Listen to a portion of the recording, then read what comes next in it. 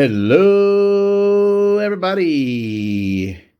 The week is upon us. I had a great weekend. I actually got to go to a show, my first show since the National. This one was in Ferndale, Washington, and it's supposed to be 60 tables, but it wasn't anywhere near 60 tables. As you can see, the empty tables there in the B-roll.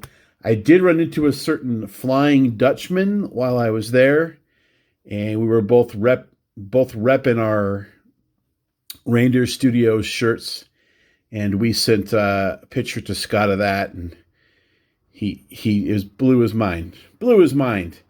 And while we were there, we picked up a bunch of 90 Fleer for you, Scott. There's a flat rate box on its way to your house, so be looking for that. Just our gift to you. Really went looking for vintage, and there just wasn't a lot to choose from. There wasn't a lot of tables to begin with. Saw a few tables were just entirely Pokemon or whatever. Lots and lots and lots of modern of the tables that were there. And there were really like 2.5 vintage tables. The biggest vintage table is somebody I don't do business with. I just don't care for him. And the one that was kind of a half table was really the first place that I bought from. And I was glad I stopped there because I think he just wanted to get rid of some of his inventory.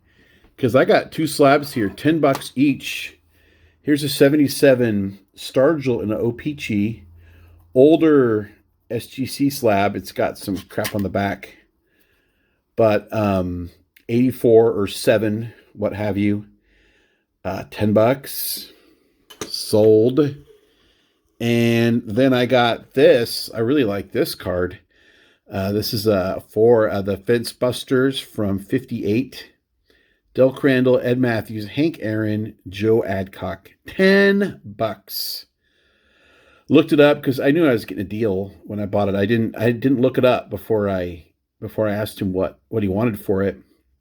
When he said $10, I immediately said yes.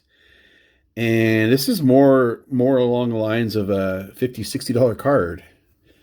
So I'm pretty happy with that.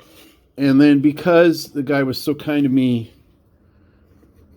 on the vintage front, I did go through his dollar boxes and got some cool stuff. Daniel De Los Santos, I got to see him pitch in Everett when he was Aquasoc, so figured $1 for an auto. Sucker for holograms. Here's a Joe Carter with the CN tower in the background. Doesn't hologram as well in the holder, but here's Warren Spahn, like a reprint. And I forget what these are from, but I have the Whitey Ford that's just like this. So I figured that was a good companion card. Speaking of Reindeer Studios, anytime you get a Don Mossy card for $1, you kind of have to say yes. Some more hologram action. Daryl Strawberry. Shout out to Don't Talk to Robots. Daryl Robin Ventura. Here's, I don't know if it's game used or event worn or whatever, but Rashad Lewis, who was one of the great Sonics. Really not as appreciated as he probably should have been during his time. He was overshadowed by Kemp and Payton, but Rashad Lewis had a great career in Seattle. Here's another Willie Stargell, 70s top Stargell. And this is what got me going on the dollar stuff. Andy found this Flying Dutchman cards. Found this Brooks that I didn't have, numbered to 199. Anytime I can get a Brooks I don't have for $1, I'll do that. So that was the first table. So now that I've spent money, I was free to go. That took about an hour and a half just to get those. And again, this wasn't a very big show. Then I went to the other vintage table, and I saw a card I've been looking for right away, and it had a $5 sticker on it, and I couldn't buy it fast enough. 73 Clemente. Not a lot of people are familiar with Clemente. It doesn't seem to get any love here on YouTube. It just doesn't seem like anybody collects him. So I don't know why that is, but I wanted the 73 for a long time. First off, it's affordable. And this one in particular, $5. I just couldn't believe what I was seeing even But I love the last cards with the full career stats. And so, sure enough, you look down there, 3,000 hits. And this was, of course, released after Clemente's death, on which we're coming up on the 50th anniversary of, right? I believe my math is right. Pretty crazy. But for $1. And then right next to it, another great Clemente card. This one cost me a little more, but happy to own the 71 also.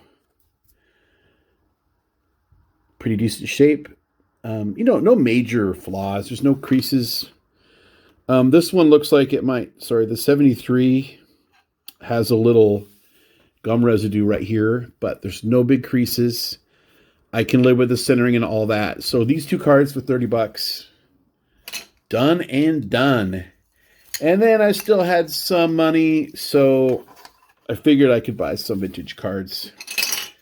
And I don't know how I'm going to do this without overshadowing what I have.